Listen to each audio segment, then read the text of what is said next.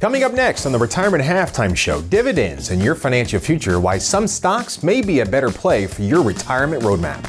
And we'll hear from Purdue's men's basketball coach, Matt Painter, about the similarities between coaching basketball and financial planning. How his advice can help you recover from the market issues. Plus, we'll start a new series about Medicare. Today, we'll look at when to enroll and the steps you'll go through to get coverage.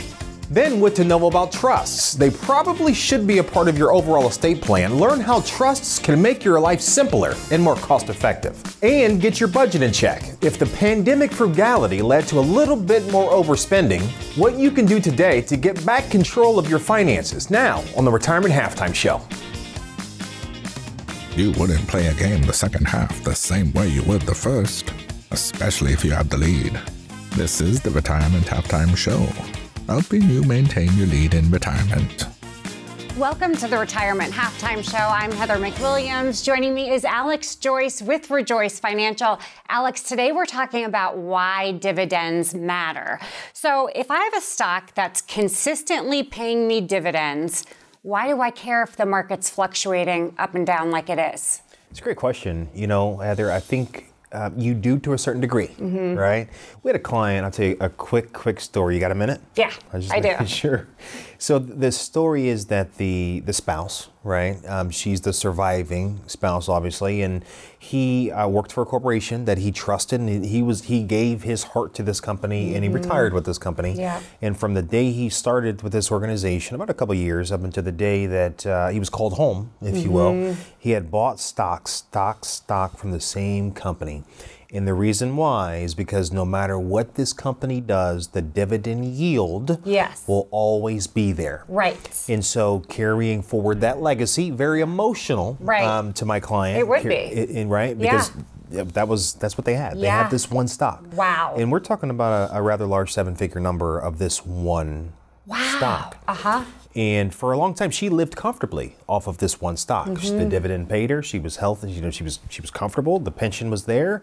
Social Security paid her, and she got the dividend, and life was good. She traveled the way that she wanted to, took care of the kids, grandkids. Life was great until this stock became so volatile that she really got nervous because 5% dividend yield on zero is zero. And I think a lot of people don't understand that.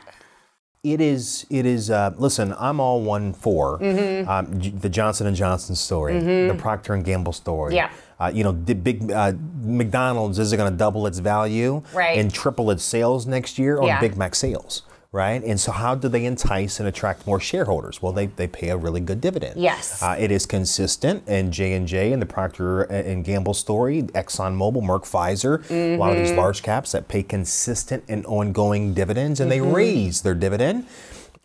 We have an understanding in our country, of course, that these are the flagship companies, blue chip companies, right? Mega cap companies, if you will. And so understanding that, hey, you know what? A portion of my portfolio can be allocated to a high-yielding dividend style, if you will. However, the other portions, because diversification is real, right? Correlation is data. Standard deviation is math. And so when we look at that and we well diversify that portfolio, perhaps we're living off of that yield, and then we trust this technology group of companies, not one, but we trust this sector, if you will, to give us capital appreciation where we don't so much on this high-yielding dividend piece. So the story, again, is the takeaway being diversification. Right. Understanding how the portfolio was built and understand the purpose. Okay. Before we make decisions to invest in that's a good point. Like, dividends are dependable, but don't put all your eggs in one basket. Certainly, right? Common sense, certainly not always common practice, right? In my industry, I think that we see a lot on this side of the desk. And, I think it also, you have to understand, Heather, a lot of people simply in my industry, right, looking out, and we look at and we help people, but we have to remember that some people just don't know what they don't know. Oh, it's true. Isn't it true? Yeah. And so by meeting with an advisor such as myself or a member of my team, there's always going to be hesitation. Why? Because they don't know what to ask, right? It's true. We're like, well, we want to help everybody. You're welcome to come in, but people are kind of like, well, where do I start? Right. What does it cost? Right. What is the fear? Right. Right? And so I think that, again, the dividend approach can be great for a portion of the portfolio. Yeah. But again, talk to an advisor, talk to your advisor, talk to us about, hey, does it make sense? Where does it make sense? Right. Can it make sense? Or am I at that place, if you will, to be able to take on that strategy? And if somebody did want to come up, set up an appointment with you guys, how would they go about doing that? It is so easy, right? I mean, they could just call. They can call our office. They can call and speak to me. They can call and speak to any member of the team. We've got a pretty large team. And just take that leap of faith and schedule a time to pay us a visit and judge us, right? Yep. And because I think that's the ultimate goal is we want people to come in and feel comfortable, and if they don't, shame on us, right? And if they do, we just take steps in our process to make sure that objectives are clear, and we can do what we can to add value to a family. Yep, as always, great information, Alex. Make sure you stick around. We have a whole lot more coming up. Still ahead, Purdue basketball coach Matt Painter. Your retirement plan could benefit from the same advice he gives his team. Plus, enrolling in Medicare, what you need to know about the different plan types before you make any decisions. Schedule a visit today. Call 317-903-9157. The journey to retirement takes many twists and turns. Don't take that trip alone. Let the team at Rejoice Financial be your co-pilot. The expert team of financial planners can create a roadmap that gets you to your goals. They'll work with you to create a financial plan that gives you confidence and peace of mind. Start the process today. Call 317-903-9157 or text 707-REJOICE. Rejoice in your retirement. You're watching the Retirement Halftime Show, powered by Rejoice Financial. Planning to win. Coaching strategies for financial success. Here's Alexander Joyce and Purdue University men's basketball head coach, Matt Painter. You're watching the Retirement Halftime Show. I'm your host, Alexander Joyce, and with me today is Matt Painter, head basketball coach here at Purdue. And as we always say, the theme of the show is you wouldn't play a game the second half the same way you would the first, especially if you've got the lead. So let's just jump right in, right? I mean, when we have the lead going into the game, you probably know this best, right? And we're winning, right? I mean, what do we do? Yeah, well, if you're winning, you're going to stick to what you've obviously put yourself in that position. So you want to, really enhance that position, but you also have to look at it from the perspective of the other team. And you've obviously watched a lot of film, and you've put yourself in a really good position. Are you schematically doing something that there's no way you're going to change? Have you gotten some breaks? Is the ball just going in for you? Like, how is the game really progressing? Or is your game plan spot on and there's no way you're going to change it, obviously, in your lead? Now, the tricky piece of it is when you're struggling and you're down 10 and you actually are doing the right things, the ball's just not going in the basket. Sure. So you got to be able to gauge that. You got to have a pulse on your team, but then kind of back to the point where what's the other team going to do here? Sure. Like, what do you think that they're going to do from past games? So it's a little dicey, but at times it's very simple. Yeah, I understand that. I mean, I like to say I'm a coach when it comes to my clients in the world of finance, right? And it's very similar because we do all the right things, right? We save and we put money in 401ks and qualified accounts or 457 plans, TSPs, right? And Roth IRAs, and we're doing the tax planning and we're doing the estate planning, and then we come to a market like this where it's like we got all the way there. Everything's just worked perfectly all the way up until this point, and the bottom falls out of it. Right. And it's like, it's time to just, get people through that. Correct. And I'm sure you have a team, right? Yeah. And when you're guiding and coaching and leading through that, what is your take on keeping the morale up, right? Because it's all energy, right? Yeah, no question. Like, through investment, through basketball, you play the long game. And you want to do what's best that's going to lead you to that that pot of gold or the biggest pot of gold that you can kind of get to, but you're also trying to get to a championship. Right. You know, you're trying to do that, but you have some things that you would like to do on the short term in that game to win that game. Right. But does that hurt the long game with the championships? They really connect right there. So for us, when we're looking at things of that nature, we tried to build as the season starts all the way up and try to peak at that February, at that March, and then that's when you want to be at your best. No different than investments. You know, where you want to be at the end of your life, in your investments, in your retirement, all the things that you talk about. Right. Obviously, very tough to stay the course in a bear market. Very difficult to do, but it's the right thing to do if you're playing the long game. Basketball's no different. True, and you know what? It's interesting because a lot of our clients are feeling that, right? Yes. And they sell out of fear and emotion. And as you just mentioned, it's all about the plan. It's all about the goal. Right. It's all about the end game, right? Yeah. The championship, right? And then for a lot of our people, it's a lot of our clients, if you will, and families, that championship is that aha moment. Right. We like to look at it as Mount Everest, right? We always say that climbing that mountain takes a lot of energy and adrenaline. And when you reach the very top of it and you stick the American flag in there and you're kind of looking out, I mean, you're excited, right? But you're also anxious, right? Because you got a long way down, and that's when most of the injuries and accidents happen, right? And deaths occur, if you will, right? And so, you know, when you say plan, really for us, it's plan first. Correct. Build that roadmap. Right. And then now we have something to really put money into, right? Time, if you will, or energy to invest into to reach that peak, to reach that real ultimate goal. Yeah. You know, it kind of explained to us what the fear from coaching, if you will. Yeah. What are your players, or what is your team? What are they experiencing going into that second half? Really, when there's 10 points in between. Yeah. Right. Well, you can't be. You know, it's very ironic of how the correlation that you had right there. You can't be an emotional thinker. Sure. You know, that's first and foremost. It's got to be difficult. Yes, and so like you have these things, you got to be able to take a step back. It's like everything that I've said after a game when I'm emotional, I normally regret. So just after a game when you're in that piece, you just kind of walk from it. But, you know, the scenario that you're painting going into that second half, you know, you got to figure out what's fact and fiction right here. You got to be able to watch the game and have a feel for your team. You got to have a pulse for your own team. Like you should be a master, you should be an expert at your team, because that's who you're with every day for 3 to 4 hours and getting things figured out. So that's so key. Now getting them to believe that, getting them to understand that. What you do is you live in the world of numbers. Yeah. And so like now, like if you have a really good shooting team and you're 2 for 12 from 3 in the first half, my thought would be if those shots are good shots, we have a lot of makes coming our way.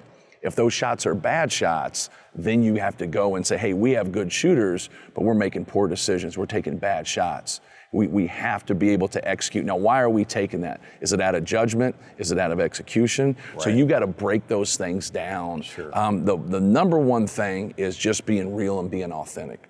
More than anything. You got to know what you're doing, but you got to be yourself and you got to be authentic. So in those moments, you know, hey, stick with what we're doing. Or, hey, like this isn't working for us, you know, we have to change. A lot of fans and a lot of people outside always look at struggles like you have to change. And a lot of times you don't. A lot of times you just have to be better at what you do and what you always work for. You probably already know about wills, but what do you know about trusts? Still to come, the reason why your estate plan may need one, and enrolling in Medicare, what you need to know before you choose a plan. Hoping to have enough income to last through retirement isn't a strategy, it's a recipe for failure. Everyone needs a tangible plan.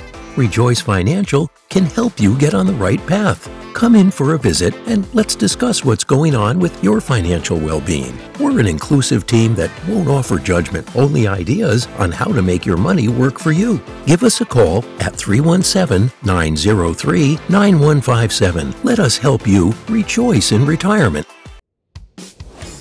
You're watching the Retirement Halftime Show, powered by Rejoice Financial. You're watching the Retirement Halftime Show. I am your host, Alexander Joyce, and with me today is Angie. And we're doing a series around Medicare, and it's really fun for me to have, of course, you here with us, a part of our firm, to discuss Medicare, because to me, there's certain subjects, centered around financial planning that I am not an expert on. Sure. I remember when I was studying and I was focusing on, licensing going way back, and it got to like health insurance and Medicare insurance and Social Security, and that stuff sometimes gets really difficult. And so as we build a holistic practice, as we build a firm that encompasses things like wealth management, tax planning, estate planning, why not have somebody that specifically focuses on Medicare? Exactly. And so I think that there's a lot of questions out there when it comes to Medicare. And I guess the first question I would have, if I'm a viewer, if you will, is when should we enroll? When's the appropriate time to really start looking at Medicare? That's a great question, Alex. Each individual in general is going to have their own IEP. That's initial enrollment period. So the month that you turn 65, the 3 months before and the 3 months after are when you are going to initially enroll for most cases. Okay, so that's the 3 months before, 3 months after. And when we look at the initial enrollment period, does that mean there's no like medical exams, pokes, is that what that really means? Yeah, typically when you're getting in at that point, there's no underwriting. Most of it is guaranteed issue, and it's really the best time to start looking. Yeah, and that's one of the questions we have is like, some of the clients that we work with are afraid, or they don't really know because they're getting ready to turn 65, and there's like this Part A thing, there's this Part B thing, there's this Part D thing, right? There's all these different plan types, and it becomes frustrating for them, especially if they want to continue working and they're on their healthcare or their employer's medical plan. Is it still, you believe that if someone is still on their employer plan, they automatically get Plan A, right, which covers? Most people, that is the way that they move forward. Part A is great because you don't pay out of pocket. You've likely paid for that your whole year when you're paying those FICA taxes and all those other lines coming out of your paycheck. That's what you've been paying for your whole life. Yeah, it is, right? I mean, the taxes that we pay our entire life pay for Medicare, right? Medicare tax comes out. A good part of it. A good part of it, which is a part of our series, is like, what part does it not cover? Exactly. Right? And it is true probably when we start to look at financial planning, because when some people are making a lot of money and they approach like Part B, the premium tends to go up. That is very true, yes. And so it's really cool and fortuitous, really, because knowing that our practice, the philosophy, if you will, is plan first, invest later. There's so many legs under this stool that go in terms of an itemized list of financial planning. And what I always stress to our clients, and you've been a part of this and very instrumental, is stop chasing return. Right? Let's really focus on the efficiency factors inside of a portfolio, and let's start planning to win. Right? Proper planning. And when you have a plan in front of you and a roadmap, it tends to make life a lot simpler when it comes to finances and an economy like we deal with right now. And I think Medicare is a critical part of that. And so as our viewers watch this series centered around Medicare, I think it's important to have key takeaways, right?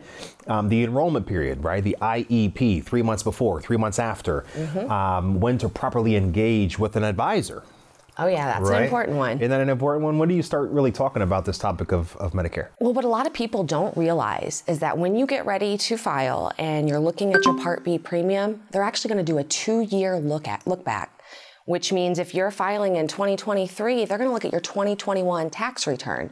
So meeting with your financial advisor can really get you set up for success so that when you go to file for that Part B, you're not going to take as big of a hit. Yeah, I agree with you. And isn't it true that this is, I don't know if you put words in your mouth, but I believe it's true in my professional opinion that is missed a lot of times, because when advisors are really working with their clients, they're so used to chasing return, making money, right? And it's really that 2 years, you got to be cautious, as you just mentioned, Angie, about how much earned income you're making to be able to adjust and make sure you make room for that. So again, if you have any questions about the topic of Medicare, right? Medicare planning, any questions for Angie, myself, regarding this matter, don't hesitate. Pick up the phone and call now. You can text us right below. But stay tuned, folks. There's more show to come. There's more to come on the Retirement Halftime Show. Alexander will explain the difference between trust and wills, and the tip of the day, getting your budget under control. Do you remember this? How about that? Do you remember? The journey to retirement hasn't always been easy. I'm Alexander Joyce. Let us build a retirement plan you can rely on, a financial plan that gives you confidence and peace of mind, a legacy plan that protects them, and let us start that process today. And let us help you rejoice in your retirement. You're watching the Retirement Halftime Show, powered by Rejoice Financial. You're watching the Retirement Halftime Show. I'm your host, Alexander Joyce, and with me today on our team is Alan Kowalski. He is our wealth strategist and also attorney. Been practicing for how long, Alan? I mean, how long have you been an attorney? You're asking me my age? No. No, let's say more than 20 years. Sure. You know, and I think that for this segment, it is really important, and I love it, talking about estate planning, because we love to change lives and make a difference. What a way to do it than protect them, protect their hard work, protect their family, and for generations to come. And estate planning is designed to do just that. There's, I think, to make it really simple, there are a few, to me, distinct reasons someone would generally need a trust. You know, maybe name a few. 3 reasons. Why would somebody? Great. Yeah, just I was going to, if it's okay, I'm going to set a little bit of context. Sure. We've talked about this before, but part of your estate planning, but not all of your estate planning, of course, is your documents. And there are three core documents that everyone pretty much needs: a last will and testament, and I'm sure our viewers know what that is, and powers of attorney, the power of attorney over your finances should you become incapacitated but you're still living, and an advance directive for your health decisions should you become incapacitated, and also for some end-of-life decisions. In addition to that, getting to your trust question, a fourth document some but not all clients are going to need is a trust. And in this context, I've mentioned it before on the show, trusts come in a myriad of forms, many purposes, hundreds if not thousands. In this context, as a fourth core document, we're talking about a revocable living trust. A trust really to be thought of as a receptacle, a bowl or a box that you create, and while you're alive, it's a living trust, and it's revocable, and you put property in it for various reasons, and you can undo the arrangement at any time because it's revocable. And your question being, why would someone need that in addition to the will? The will, for many, will be the main dispositive document that dictates where your property goes and who's in charge of your estate when you pass away. Several reasons, 3 reasons why someone might need a trust. And all of this, and it's really what I enjoy about the job, getting to know the clients, it's very specific to the client's situation, what they own, how much wealth they have, the people in their family. You know, every family is unique. But let's say, a given family has a significant amount of wealth, and they've got 2 or 3 children, and in the parents, the spouses will commonly leave everything to one another when the first one passes. Sure. But at the second death, they may just decide, if something happened to them in the near future, these children are not old enough or mature enough to get everything outright. So they might want to trust that, if you will, controls from the grave a little bit. Sure. Controls the distribution. Right. Leaving a trustee that can give out the property for certain purposes, or upon certain major events like a wedding or a business opportunity. Or HIMS, right? I like to talk about, with our clients, right? HIMS, right. What is HIMS? HEMS, right? So, perhaps you have a 20 or a 25 or an 18, 19-year-old person, very mature son, daughter, in school, heads right, focused, right? Yeah. Disciplined, but then when you leave them $500,000, they may not. It'd be too much for the age. It'd be too much for the age, and you want to stretch the thing out, right? And you want to get maybe a trustee involved to give for the purpose of health, education, maintenance, support. Yes. And as you just mentioned, have control from the grave, right? Yeah. And if you're called home, God forbid, too early, sooner than anybody expected, to divvy out the assets based on the way that your wishes are, right? But perhaps you may be more mature, want to jump over kids and go to grandkids, or maybe there is a big, beautiful blended family, Right. and you want assets to flow to your children, not her children, his children, not her children, right? And you want to make sure it happens. Yeah, exactly. So that's another reason for a need for a trusted blended family. I'm part of a blended family for 20 years now, and I've my relationships have developed with my wife's children and vice versa. Difficult conversation, and again, another part of the job I like. It gets very personal. You get a husband and wife in there have been second marriage, but they're married a significant amount of time, and some couples will still leave everything to the surviving spouse and assume they'll take care of their children who are not also her children. Sure. We have those conversations, and I know clients find a great amount of value in just having somebody listen to that situation, and then they'll decide if they want to, like you said, determine at the second passing, this is going to my kids, your kids. A trust is a good tool for that. I think you're right. I think, sometimes, as you just said, the big takeaway for me is sometimes we're a mediator. Yeah. And sometimes we're giving ideas on what others have done. And I think that's a good time to ask some questions with a professional in the room, not just kitchen table, she and I.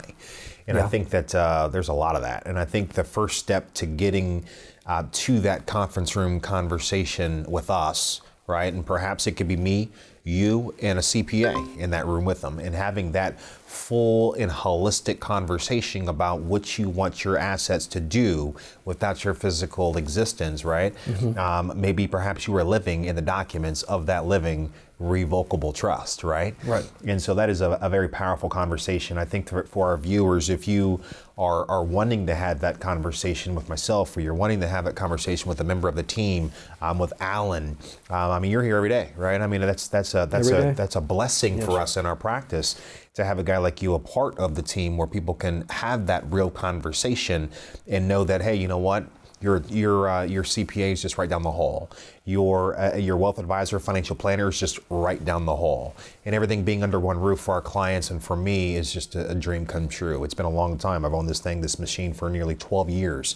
And we just keep getting better and better. Right, and I am nothing without our team. So let's start that conversation today, folks. Let's have you call in, schedule a no-cost visit with Alan, myself, or a member of our team to get this conversation started the right way. Let us show you how we can manage your expectations and help you with the next level and the next generation to come. You're watching the Retirement Halftime Show. Again, I am your host, Alexander Joyce. Don't turn the station. We'll be right back with more show. There's some things in life we can always get back. Money, that's one of them. But time, that can never be replaced. Your kids, grandkids, they don't care how big your house is or the type of car you drive. The time they spend with you, that's what matters most. Allow us to help take your financial concerns away so you can enjoy the more important things in life. Call us today at 317-903-9157. Schedule a no-obligation visit and rejoice in your retirement. You're watching the Retirement Halftime Show, powered by Rejoice Financial.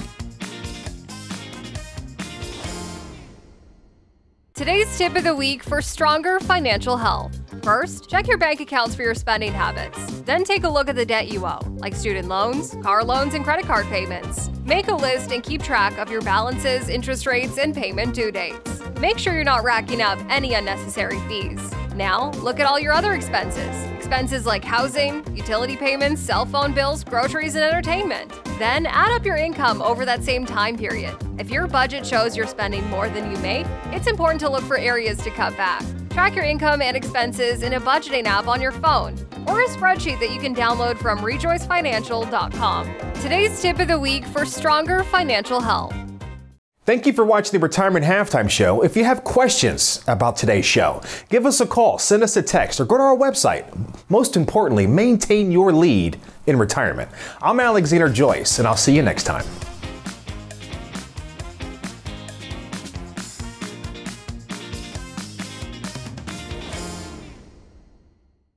The journey to retirement takes many twists and turns. Don't take that trip alone. Let the team at Rejoice Financial be your co-pilot. The expert team of financial planners can create a roadmap that gets you to your goals. They'll work with you to create a financial plan that gives you confidence and peace of mind. Start the process today. Call 317-903-9157 or text 707-REJOICE. Rejoice in your retirement.